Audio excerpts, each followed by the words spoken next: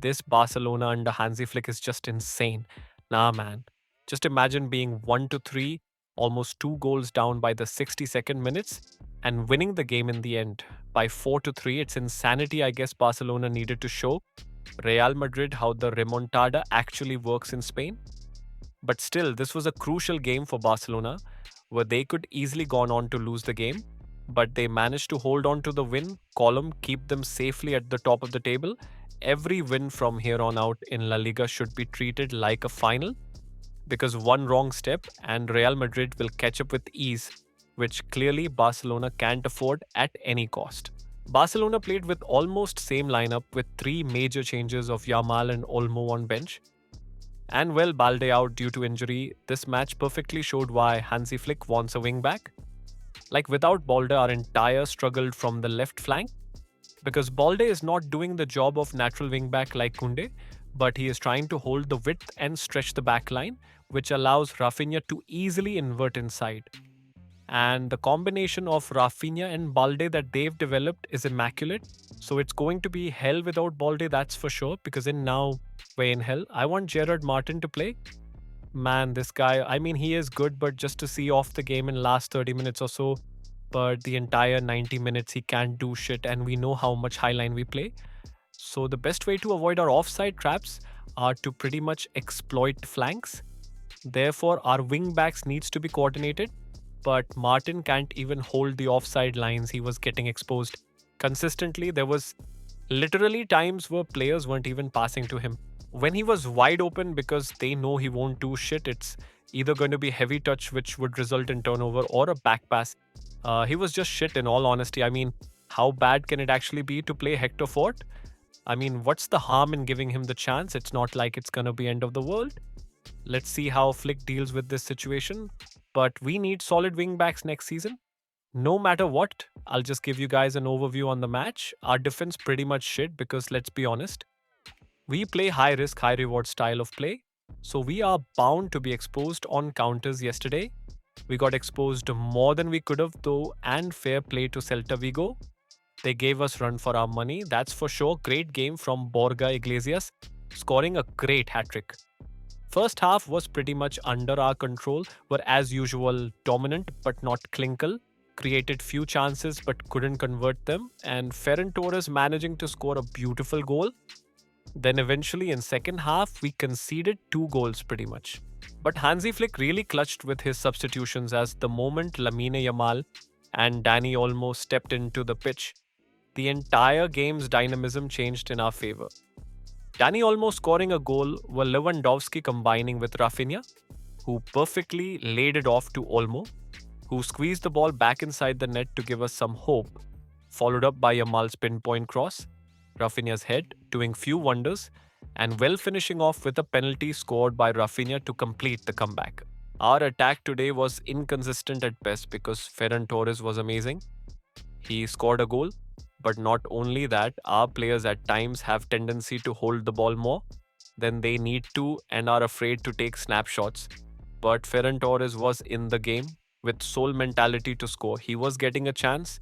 He was taking a pop. Even his 1-2s were extremely sharp. Overall, the guy had perfectly efficient game. And this is what we need from him. Bench players not only stepping up but giving our first team players run for their money. And here's an interesting stat. Ferran Torres has scored 10 league goals in a season for the first time in his career.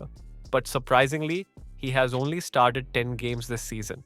So it really tells us one thing, and that's the Shark resurgence is getting pretty wild. That's for sure. Let's just hope the guy gets better and continues to perform like this. Because we need him from need. I can only remember one guy wherever we need him, he steps up. Raphinha, the next Ballon d'Or winner, sounds heavy, right?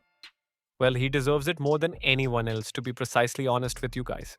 Because Raphinha this season has 51 goals and assists in 48 freaking matches. I mean, are you kidding me the most? He ever in his entire career had was 22, and it was last season. Talk about an upgrade. He has already overtake or even doubled, I believe, Vinny last season.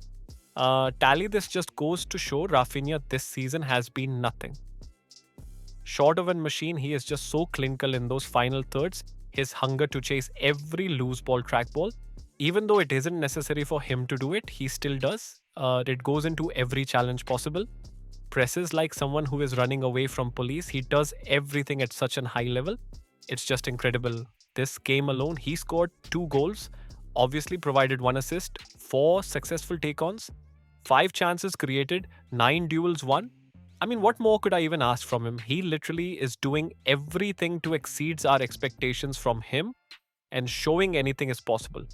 As long as you have belief in your abilities, Lewandowski, clearly not the best of the games he had, was involved in link up and all, but wasn't nearly end of any chances and was later in subbed due to injury. He was probably grabbing his hamstring, which could be a bad sign, but as per the reports, he might be out for 2 to 3 weeks, but still, the timeline could clearly change. After the pending test, let's just hope it's nothing serious and he gets back into the shape because we need him. And without him, we are clearly going to miss a focal point up top. Lamine Yamal came off the bench, dropped a banger of performances, got an assist, completed 2 out off 2 dribbles, 3 passes into the final thirds, 2 recoveries and so on. Couldn't get the deserved rest as he are so heavily reliant on him to create those chances. In final thirds, cause Lamine Yamal brings uncertainty and chaos onto the pitch. It is as if he attracts the players to himself, which allows others to open up and we exploit them. Fermin Lopez, not the best game from him, wasn't making those threatening runs in behind the defense that we expect him to do a lot and wasn't effective. Danny Olmo came on for him and literally our chances of winning something more than we expected. Depends on this guy because if he stays fit, he connects our midfield to our attack with such an ease. And the way he is able to operate in those pockets of spaces and create chances is what we need. Came on, dropped a masterclass, scored a crucial goal and won the penalty. Then Gavi was decent, brought in some needed energy into the game. Pedri and De Jong, usual stuff. It's almost like every match, these 2 guys are bound to drop a masterclass.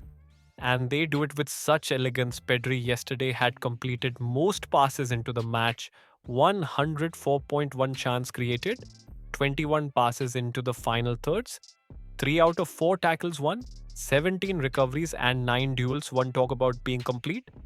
Then Frenkie de Jong had completed 102 passes out of 104, 1 chance created, 15 passes into the final, thirds 2 tackles won, and 9 recoveries. As for our defense, everyone was, as I said, bad, though Pau Cubarsí recovered pretty well, but Inigo Martinez was holding the fort down.